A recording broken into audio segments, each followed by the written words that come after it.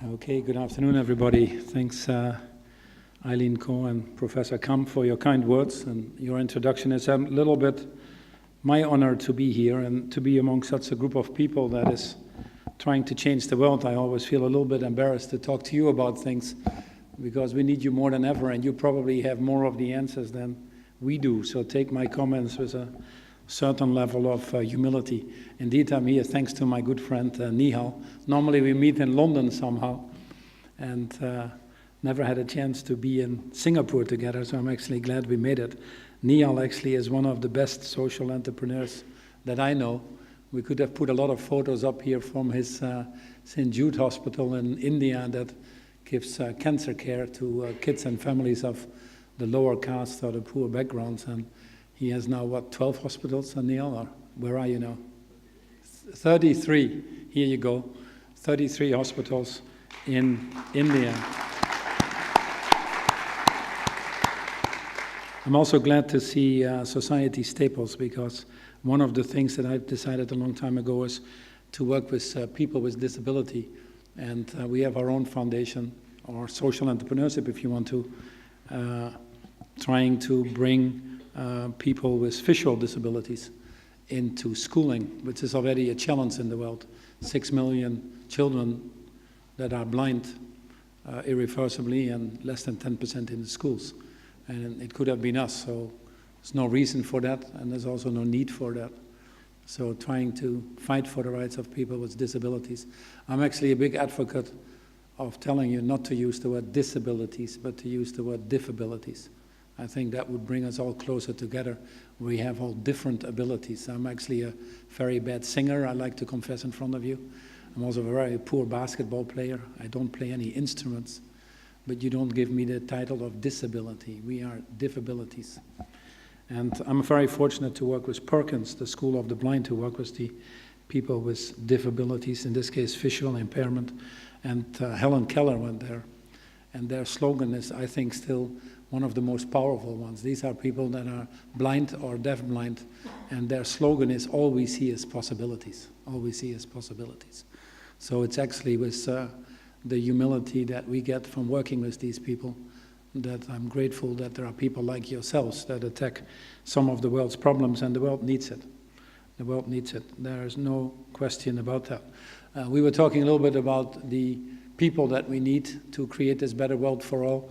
And listening to Professor Kamp, it's very clear to me that we need more people that have a higher level of awareness of the things that are going on around us.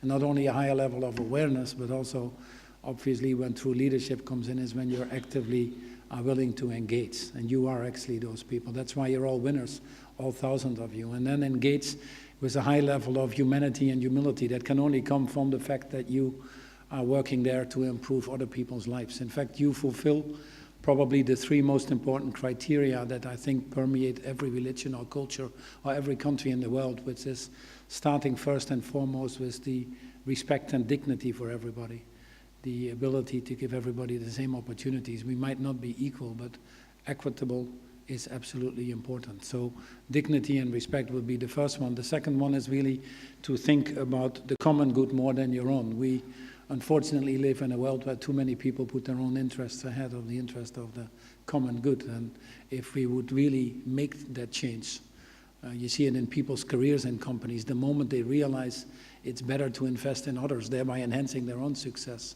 they actually liberate yourself from the shackles of drudgery, in my opinion, and rise to the challenge of leadership.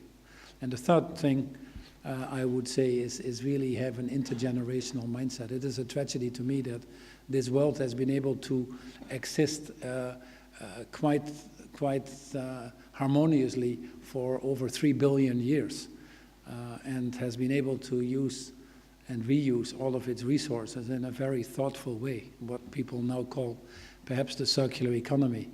And we've been at this for 200 years since our Industrial Revolution, and we're putting all the limits on the planetary boundaries, treating it as if it's only for our generation, and not giving that opportunity that we've obviously benefited from being here on the wonderful Mother Earth 2 generations to come. So we really have to change tech. And it can only work and it can only happen if you are given that opportunity to do that. I don't think the answer, unfortunately, is even despite the kind words about companies like ours or DBS, I think the answer is actually more with you. And the more we can empower you to be successful, the more we can actually guarantee a better future for all. Before I give you a few words and tell you why, I wanted to actually also thank NUS, because NUS is a great university that we've worked with for many years, and actually get a lot of our future leaders that come into our training programs in NUS. I came from NUS. I just came from our 4 acres training site to talk to our people. I would never miss an opportunity to do that. It's one of our best training facilities that we now have, if not the best globally. But I find the students here from this great institution. And then on the DBS Foundation, I have to commend you on what you've put in place, Eileen, since 2014, and have that vision to do that for 25 years, as you were just telling me. Interestingly, I was at Temasek just for a courtesy call yesterday and had some discussions there with the people. And I was very pleased that they showed me one of their floors where they actually have the Sustainable Development Goals on the wall. And you're prominently presented there with, obviously, the enormous opportunities that you have with your development bank to touch so many people. The same for Olam and some other companies that obviously Temasek invest in. But it actually is a pleasure, and there are not many companies that you visit that can actually explain their contributions to the Sustainable Development Goals. And that's probably one of the most important things that companies should know. What is their purpose in life?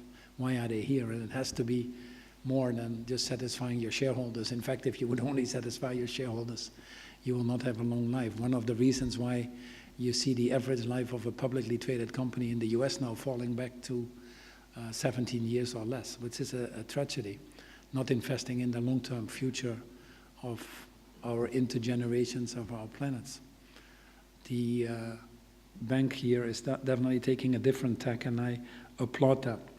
The thing I wanted to talk about a little bit, perhaps that might be very good to talk about, is in the state of the world and what we should do about it. And if I say something that you know already, just raise your hands and I'll go on to another topic. I'll go into accelerated speed. But the first thing I want to start with, and certainly if you come to this part of the world, more so than if you live in Europe, etc., it's actually a great world to be born in. People that are born today in this world, they live longer than anybody else. Women actually, despite what we still have to fix, have more chances to participate in the workforce. There are more people in education than any time else. There are more people having access to clean drinking water. There are more people having access to health care, therefore having longer lives. This actually is the best time to be born. There's nothing that would change my opinion on that. And in fact, we've done relatively well over the last few decades. If you take the last 4 or 5 decades, we've actually lifted about 500 to 600 million people out of poverty, which has actually been the greatest wealth creation, or if you want to, in the human history. In fact, when Kofi Annan and the people at that time in 2000 at the United Nations created the Millennial Development Goals. This put yourself back in the year 2000. Some of you probably weren't even born then. But the objective was very simple. The objective at that time was to halve the number of people living in poverty in this world. And people said that cannot be done. Certainly not in the 15 years that you give yourself. It was defined as $1.25 a day. And lo and behold, we're 15 years further. We're 15 years further, and we've lifted half the people out of poverty. We have achieved that goal. But like you know better than I do, you don't go halfway. There is nothing that would make you go halfway. When you won the gold medal in swimming, by the way, congratulations, in the Olympics, he didn't stop halfway to go home. When the Americans sent their spaceship to the moon, they didn't go halfway and turned around because it was time to go home for lunch. When Usain Bolt ran his 100 meters and 3rd gold medal, he didn't stop halfway, he went the full. By the way, I like Usain Bolt, not because I'm a runner in his sense or a sportsman, but I read that he has his 6 gold medals of the 100 and 200 meters, has 6 gold medals for 76 seconds of participation in the Olympics. So as a businessman, I like his efficiency. So, but you don't go halfway. And you know that as social entrepreneurs. You finish the job. And luckily, we got last year the Sustainable Development Goals, I'll talk about it in a minute, that are there to finish the job, to irreversibly eradicate poverty in a more sustainable and equitable way, taking care of our people, taking care of our planet, taking care of prosperity, taking care of peace, and doing that in a spirit of partnership. That's the essence of the Sustainable Development Goals. And never ever have we had a better opportunity to finish the job.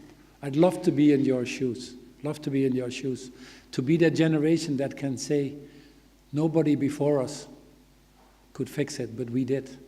We irreversibly eradicated poverty. And by the way, we also took care of the issues of climate change, which are directly linked, by the way, as the poor will be the ones that suffer most. Now, despite this progress that we've made in developing our global economy and lifting so many people out of poverty, I think we came to a realization, unfortunately, perhaps a little bit late for some, but it's better to come to that realization than never. We came to the realization that actually the way we were growing was not sustainable. The crisis of 2007, 2008, which some people called the financial crisis, or which became a government crisis or an economic crisis, after all, in my opinion, was a crisis of morality, of people putting their own interest ahead of the interest of the common good. But there's one thing that we discovered. We discovered that a system of high levels of governmental or private debt, of overconsumption, and frankly leaving too many people behind is simply not a system that is sustainable. In any system where too many people are left behind or don't feel that they're participating, will ultimately reject itself. And I think the symptoms that you now see in a Brexit campaign in the UK or in the US political elections, without getting involved in that in my talk, is increasingly a rejection of people. It's a move running away from things, not towards things. It's people that haven't seen the system work against them, for them. It's people that think the system is stacked against them. It is that rebellion. And business should take notice, because there is no business case in enduring poverty. In any of the places where these economies don't function the way we all want to function in an inclusive growth, business struggles as well. There's a 100% correlation. Nor can business stay on the sideline and say it's the governments that should do this. It is very clear to all of us that we have a difficult time in global governance at the moment. Many of the issues that we face are issues that need to be handled on a global basis. Climate change, the financial markets, the tax climate, the global security issues. And yet most of our institutions that we have developed date back from the Bretton Woods time in 44, where we have the IMF or the OECD or the World Bank or some of the other institutions that really don't reflect anymore the real reality of where the world has moved to. Global governance is unfortunately broken to some extent. But that is the more reason for us to stand up, work together and take the initiative. Just like DBS is doing, or NUS, and many other great institutions. We have to fill that political void or de-risk that political process. Just like what happened in Paris. When the first opportunity came to prove if we were serious about the Sustainable Development Goals, only within a period of 6 months, we were called together, all of us in Paris, at the COP21, to see if we were really serious about goal number 13, climate mitigation. Are we really going to do something about it? And lo and behold, we got a good agreement, not enough, but certainly an agreement that is much better than anybody ever envisioned it. And the reason we got that good agreement, bending the curve, giving a clear commitment to the world that we want to stay below 2 degrees, having all countries participate with bottom-up plans, which were called intended nationally determined commitments. Significantly better, 4 times better than the Kyoto Protocol, by the way, having everybody included. The only reason why that happened was because citizens of this world and the private sector de-risked the political process. They said it's a good thing to invest in green energy. We're already doing this. We want a price on carbon, because if we don't value it, if we don't treasure it, if we don't measure it, we don't treasure it. They showed examples of why it's actually good for creating growth and job opportunities, how we create better lives for people in cities that are now so polluted that in the Indias or Chinas of this world, 1.6 to 1.8 million people lose their lives just on air pollution alone. They de-risked the political process. And business clearly cannot stay on the sidelines of a system that gives them life in the first place. We are very fortunate as businesses to be able to operate in all countries in the world. Unilever operates in 190 countries, but that's a privilege. But with that freedom or liberty to operate comes an enormous responsibility as well. I always like to quote Viktor Frankl, who wrote in his book Man's Search for Meaning. He was a victim of Nazi concentration camp, Second World War. But he wrote in his book, an amazing man, because they said they can take away anything, my dignity, my life, they can torture me, but they cannot take away who I am.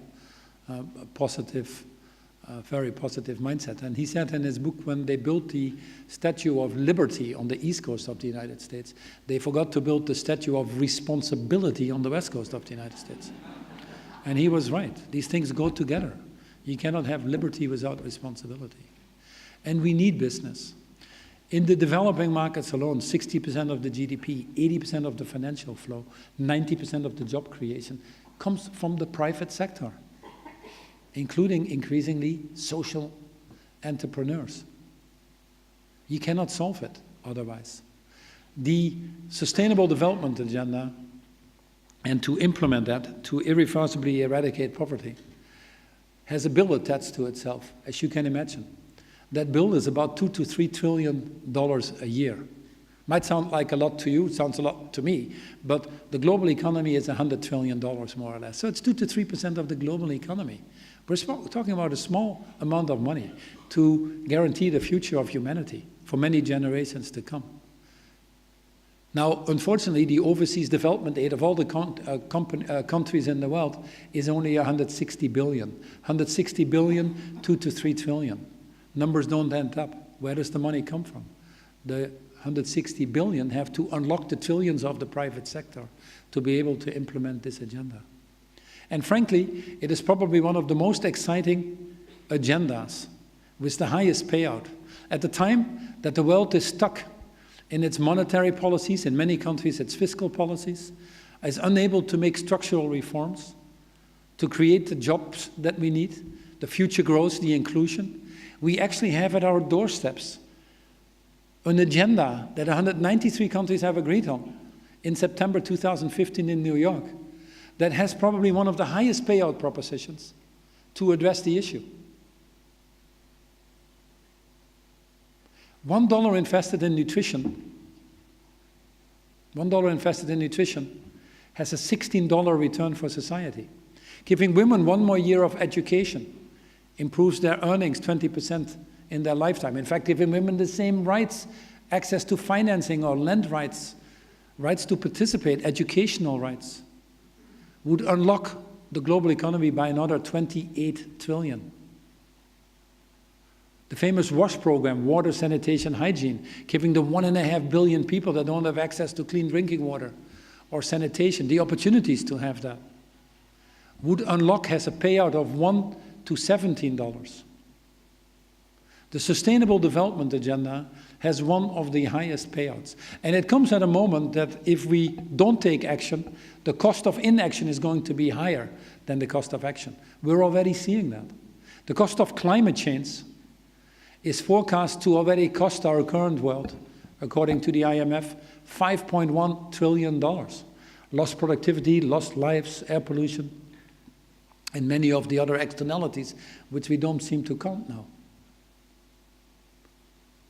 The cost in this world of wars or dealing with wars, handling the results of conflicts, the 60 million refugees, the displaced people, more than we've ever had in the history of mankind, that we obviously see causes enormous stresses in systems around the world. The cost of inability to deal with that is costing us 9.7 trillion a year. 9.7 trillion a year. Nearly 10% of our global GDP. That's a sad story. The development agenda only is $2 to $3 trillion. It's a very good payout from any aspect You look at it. And increasingly enlightened companies or social entrepreneurs are able to tap into these opportunities because they have that high level of awareness, that strong urge to be engaged, and putting the people that we serve in the middle of everything we're trying to find a solution for. At Unilever, and I don't really want to talk Unilever here because it's frankly the least important to me, but at Unilever we decided to put our business model out there that totally decouples growth from environmental impact and improves its overall social impact. The only thing that is perhaps different from CSR and many other things is that it takes responsibility of the total value chain, from farm to fork. If you're in the food business, that means you do care about the smallholder farmers. Do they make a living? In this case, unfortunately today, they still don't know. Most of the people that go to bed hungry, the 800 million we have in this world, are subsistence farmers. Most of the people that have poor nutrition, that children are stunted, in some economies 10–12% of the GDP are farmers. You are responsible for the food waste. At the same time as we can feed 800 million people, we have the audacity to waste 30–40% of food in our total value chain as if it's nothing. In fact, if food waste was a country, it would be the third biggest carbon emitter after China and the US. How can we do this when people go to bed hungry? And then on the other end of the spectrum, we are about to create the biggest epidemic that people have ever seen in their lives, which is diabetes 2, the problem of overweight or obesity. So this food chain is not working properly. And I've not even talked about many of the other issues like deforestation and other things that come in between. So if you're in the food business, you have to take responsibility. You're part of that problem that is being created, but more importantly, you're part of that solution that gives enormous opportunities to grow your business. So we've set quite some targets of decoupling our growth from environmental impact, having all of our materials sustainably sourced, creating 5 million more jobs for women in our value chain, and yes, it is women. Ensuring that we reach 1 billion more people improving their health and well-being. And lo and behold, we can actually achieve that. Partly by being responsible ourselves. Have green energy in your factories. Don't operate with waste, which is, by the way, a concept that is difficult for me to understand. Waste, at a moment that you don't have resources, is actually fairly unethical, in my opinion. And you understand that when you do that internally and you earn a seat at the table, you actually also get permission to work in your value chain and start influencing the people around you for bigger impacts. And as you do that, your circle of influence grows. And you can start working on more transformative changes. Certainly companies with the size and scale of ours are obviously able to do that, but anybody is able to do that in their own circle of influence. Just as our wonderful example of tablets has shown how one person can reach 1 million people, providing them access to education, the basic nutrition of life. Enormous potential for social entrepreneurs to do make a difference right now. And the world is ready for this. The opportunities are there, more so than ever. For us, I actually like to call our company actual social entrepreneurship. One of my good friends is Mohammed Yunus. We're part of the B team and some other things we're working on to create this better world for all. And he's always rightfully proud that his Grameen Bank, one of your competitors, is actually touching so many lives positively and having put totally the principles of banking upside down and provided money to the poor in only small amounts, women only. He has a wonderful story to share with you. And he's done an amazing job, and if there's one who deserves the Nobel Peace Prize, it's Mohammed Yunus. But I always keep reminding him that we are actually bigger social entrepreneurs than he is, and he doesn't like that. But the reality is true. I'm not government, for sure. I, as a company, am as big an NGO as he is. We are a non-governmental organization. The only difference between a lot of the NGOs and us is that we figured out how to self-finance that so that we can keep going, which is an important aspect of sustainability.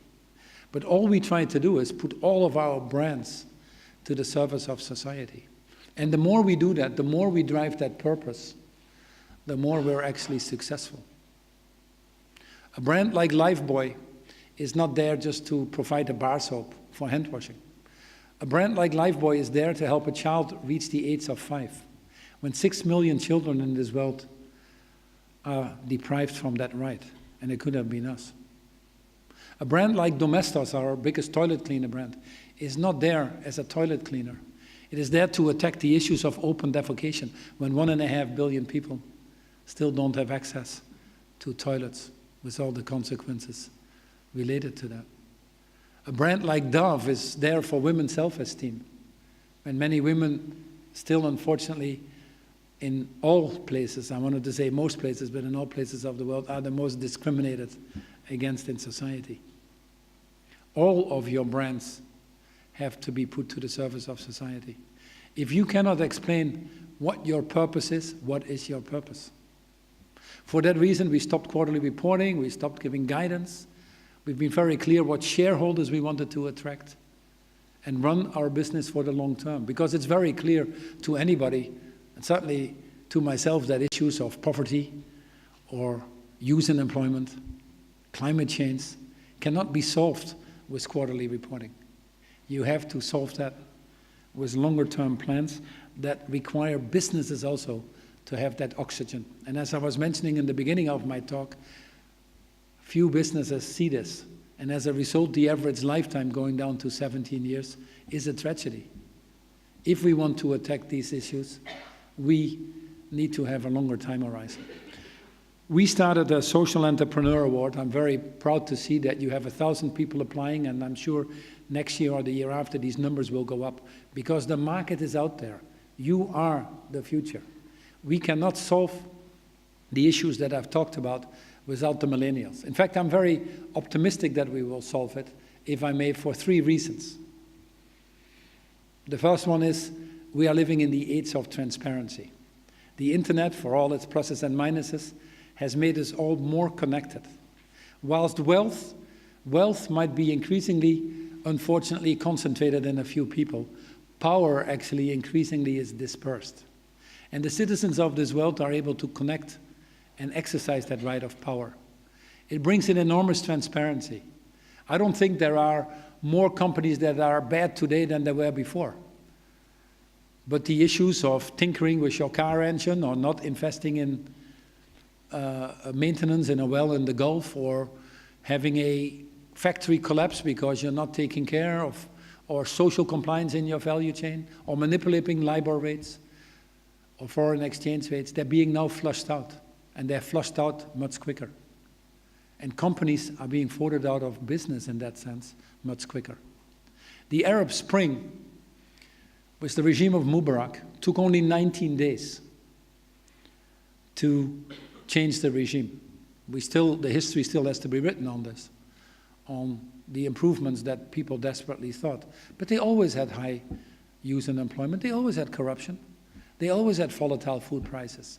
Why did it happen in 19 days? It happened in 19 days because we communicated with each other on Facebook. We organize ourselves on Facebook. We communicate on Twitter, and we show the world what we're doing on YouTube. It's the first revolution, if you want to, that came to this. Before the Occupy Wall Street and all the others, that was frankly aided by the internet.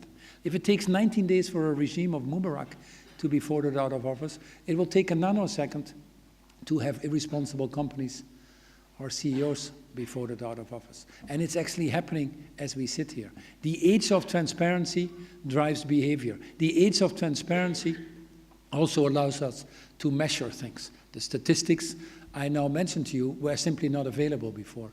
We can now see what the investments are that are needed, what the benefits are, and are able to scale them. Tremendous, tremendous opportunity. The second reason I'm optimistic is a very simple one also, and I've briefly mentioned that the cost of not acting is becoming higher than the cost of acting. So even for the ones that don't have a moral compass, even though the ones that are not purpose-driven, And fortunately, most of the millennials now are more purpose-driven than anybody else. But even if we missed out on some that don't fall in that definition, the hard-nosed economists, the Milton Friedmans of this world, whoever you want to call them, the economics are driving you to that direction. All of our investments in green energy are paying out in 3 years or less already now for Unilever. And we're doing very well, thank you very much. And the third reason I'm optimistic is about you. It's about the millennial generation. It is very clear, without any doubt, that the millennial generation is more purpose-driven. More people wanting to work for Teach for America and Peace Corps than they want to work for Goldman Sachs. And that's a quite dramatic change of what we've seen in the past. People are very careful about the companies they select to work for. Many don't want to work anymore for these big multinationals that are faceless. They're very careful with the money they spend and how they spend it. Increasingly buying products with a purpose. Authentic, real. Products that do more than just provide the functional benefits. And they put increasingly their money where their mouth is. We are about to see the biggest intergenerational transfer of wealth happening. The millennials will, after this election in the US, be for the first time in the majority in votes. And in many other parts of the world, they're increasingly gaining the rights to participate, rightfully so, that I feel confident that that will change. In Unilever, we deliberately started our Unilever Social Entrepreneur Award, which is, we could have actually worked this together because it's closely linked. We asked the Prince of Wales to be the patron. And we also get about 1,000 people every year applying to this. And many we tie in to our business models. And as a result of that, we actually become better companies. It's very selfish. We certainly help these social entrepreneurs to scale things perhaps that they otherwise couldn't. Or a little bit of help, where often the financial help is not the biggest one, but the help for advice, to bring people together, to share learnings, to not repeat the same mistakes. But at the end of the day, that I'm convinced that we could not operate as a company as what we are, or long-term successful, if we don't tie in with the social entrepreneurs. You're more creative. You have a higher level of persistence, more purpose-driven in trying to achieve what you want. You come with solutions that others haven't thought about. And often you do that in a way that probably is financially 10 times, 100 times, or 1,000 times more responsible than some of the others in these bigger structures have learned to deal with. You are a crucial part now of the economy. And I'm very pleased to see that as we develop the Sustainable Development Goals, I had the honor to be part of the high-level panel that was constituted by the Secretary General to develop these Sustainable Development Goals. One of the co-chairs, by the way, was President Yudhoyono, or SBY, from Indonesia at that time, who made a tremendous contribution. But the first thing we did was reach out to the young. We created this website, The World We Want, and within a nanosecond we had over 1 million suggestions. Interestingly, more people from Africa, may I say, young people, which is, by the way, the continent with the most number of entrepreneurs, believe it or not, than any other part. But the young spoke, and the young were involved. And they darn well understood that they didn't want to be part of developing the Sustainable Development Goals. They wanted to actively shape the Sustainable Development Goals. It was their future. So that same enthusiasm we now need to create in this part of the world, where obviously the critical mass, the connectivity, the intellectual know-how, what you are showing here as well, the number of social entrepreneurs coming up, is certainly at par, if not farther ahead than others. My only message to you would be one thing. Actually, going back to Indonesia, one of the slogans they have is unity and diversity, which I think is wonderful. In fact, Niall ran our business very successfully in Indonesia and made it what it is now. But it's unity and diversity. Work together, create these networks. There are tremendous networks of young out there, the We Days, the Enactors, the Global Shapers, the Ashoka Fellows, networks of thousands of people. Create the network, group them together, and create that force for change, for that better world, for all that we aspire to. One of the presidents in the United States said very simply, you may delay, but time will not, and lost time will never be found again. We know where we have to go. We know what we have to do. We have the solutions in our hands. The thing that we need, first and foremost, is leaders and trees. We need human willpower around the conditions that I talked about. And by the way, human willpower itself is a renewable resource. That's why I like it. You are those people that have already shown that you fulfill those conditions and that you put the interest of others ahead of yourselves. So lots of success in what you're doing, our full support. It's an honor for me to be here. And as far as I'm concerned, you all are winners. Thank you very much.